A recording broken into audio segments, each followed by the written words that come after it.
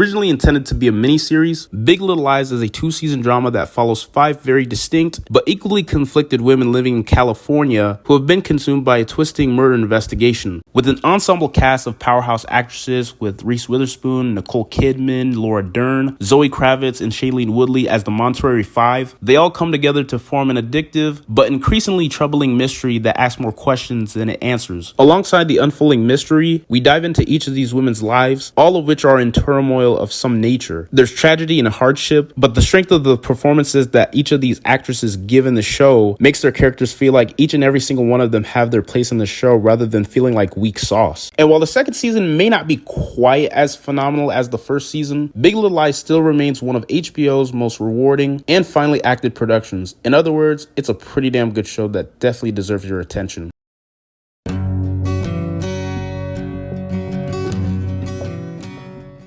Now, this is a TV show that really kept my attention from the pilot episode all the way to the finale. Over the course of 7 seasons, Sons of Anarchy had cemented its reputation as possibly the bloodiest, nastiest, most caught-operatic melodrama since like Oz. From the Shakespearean themes, the fiendishly inventive plotting, is all of what made the show so watchable. All of those disparate elements had their place, but simply put, Sons of Anarchy told some of the most captivating stories on television using some of its most compelling tragic characters. The trials and tribulations of Jack Teller and his band of motorcycle outlaws quickly became a pop culture phenomenon and must-see TV, and its appeal isn't hard to pin down at all. After 7 seasons and 92 episodes filled with enough twists and turns to disarm even the least expectant fans, Sons of Anarchy left a lot of goodwill, especially how it brilliantly forced the audience to question their own moral ambiguity.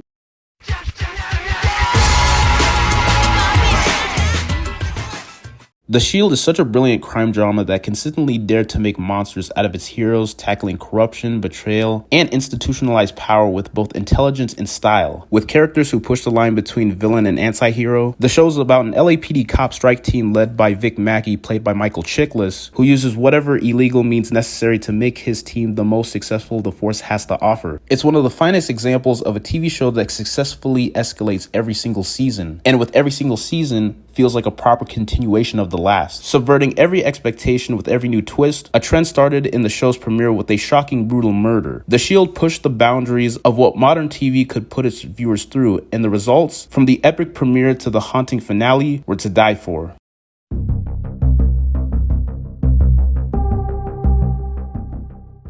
Now, Mr. Robot has to be one of, if not the most unique and creative TV show that I've ever came across. I remember when it emerged from the USA Network out of all places back in 2015, and I was completely blown away for how realistic it feels. The writing is fantastic, and the cinematography is absolutely breathtaking. The creative framing of subjects to convey the characters' emotions created a unique and captivating experience. Rami Malek is absolutely brilliant as Elliot Alderson, who is both a snarling antagonist, but also a war mentor figure as we follow him throughout his journey, as he keeps us updated with whatever is going on and what he feels about the situation he's in. While the show can be insanely dark at times with the flashy stylish flourishes and the techno thriller set pieces, the core appeal lies within the involving tale of Malek's introverted hacker dealing with emotional fallout of his rocky past. Mr. Robot is such an exhilarating ride throughout, and one truly like any other, with mind-bending twists, but also grounded by a satisfying human story at its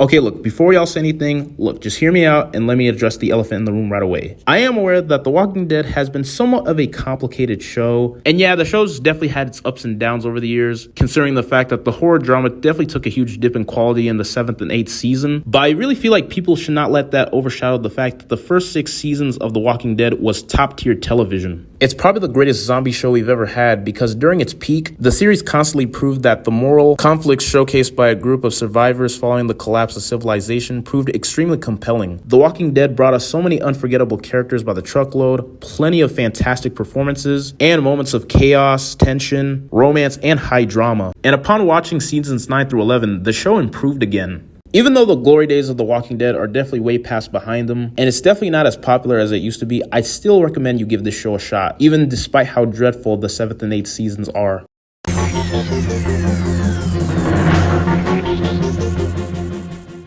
One of the most popular TV series of the past decade, Rick and Morty is the personification of writing for yourself and not worrying about who might or who might not like the content. It's a show that is so unapologetic as it pulls no punches, and while it's one of the most hilarious cartoons in existence, unafraid to shy away from all the things that make life difficult. The central relationship between mild-mannered teen Morty and his sociopathic genius inventor granddad Rick is simply the jumping point for Justin Roiland and Dan Harmon to just do whatever the hell they want. The nature of the show is just so unpredictable, inventive, and filled to the brim with humor, both juvenile and ferociously intelligent, and it just keeps getting better and better.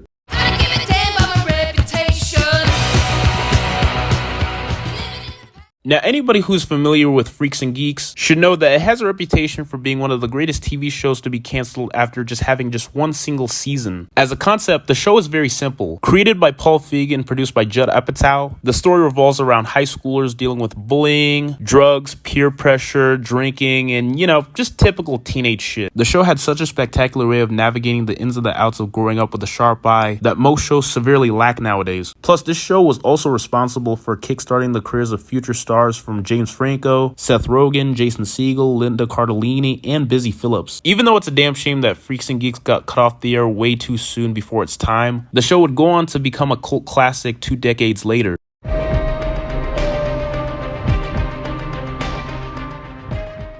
Now, if there was such thing as a perfect TV show, it would most definitely be Daredevil. What made Daredevil such a revitalizing and endearing series lies in its confidence. It wasn't just a typical superhero origin story, it was also a crime thriller and a procedural drama. Gritty, dark, and gloriously violent, the show balanced all the themes and more with a consistent tone that keeps it all together, and most importantly, a pitch-perfect lead performance from Charlie Cox's blind crime-fighting lawyer Matt Murdock. In addition, the show also had great supporting characters with Vincent D'Onofrio as the complex crime lord kingpin Wilson Fisk, and even John Bernthal as the Punisher, as they both helped elevate Murdoch's journey to new heights at every turn. The show just kept getting better and better, with all 3 seasons of the show just being pure perfection. And while it's an absolute travesty that Netflix canceled Daredevil right in its prime when there's still so much potential to be had, Charlie Cox really made his mark as the definitive version of the man without fear.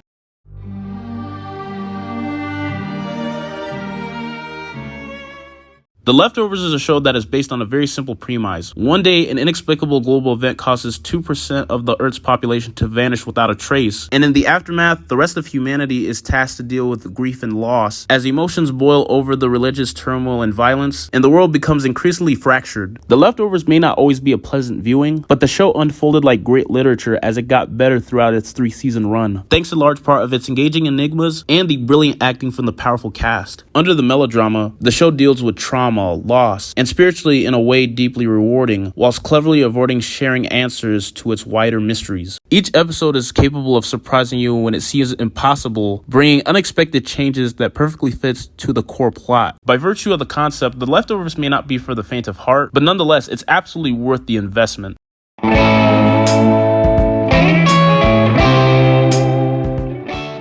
Now, on paper, Better Call Saul shouldn't have worked at all. Coming off the heels of Breaking Bad, it had some pretty big shoes to fill, and due to the fact that most of the times prequels don't usually turn out to be so good. However, when it came to Better Call Saul, this was a huge exception. It's a prequel that brilliantly weaves new characters in with familiar faces, while managing to create a standalone product that is wholly original. Following the exploits of Bob Odenkirk's crafty criminal lawyer Jimmy McCall, aka Saul Goodman, the show found a way to build on the lore of Breaking Bad without copying its distinctive style and narrative progression. Better Call Saul has such a gripping story that is all about its characters, each wonderfully written, and each decision they make comes with major consequences that will rear their head further down the line. It's a show that demands your attention, demands your patience, and all I'm trying to say is, you should definitely check it out.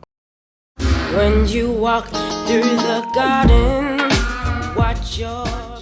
Like many great TV dramas, The Wire requires patience from its audience, but is very rewarding for those who are willing to put up with its slow burn narrative, setting changes, and heavy socio-political plot lines. The show's complex, multifaceted tales are told by a way of a colossal cast of characters where you have a roguish cop, a stick-up artist, and a wide variety of scheming politicians, directionless drug dealers, school students threatened by systematic inequality, ex-cons, and addicts. Few shows have ever been able to match David Simon's understanding of the flaws threatening the city's inner workings, and fewer still have been able to come close to matching his eye for compelling characters. When you have a TV show that makes you feel and think this deeply about its key players and themes, it definitely makes The Wire to be an all-timer.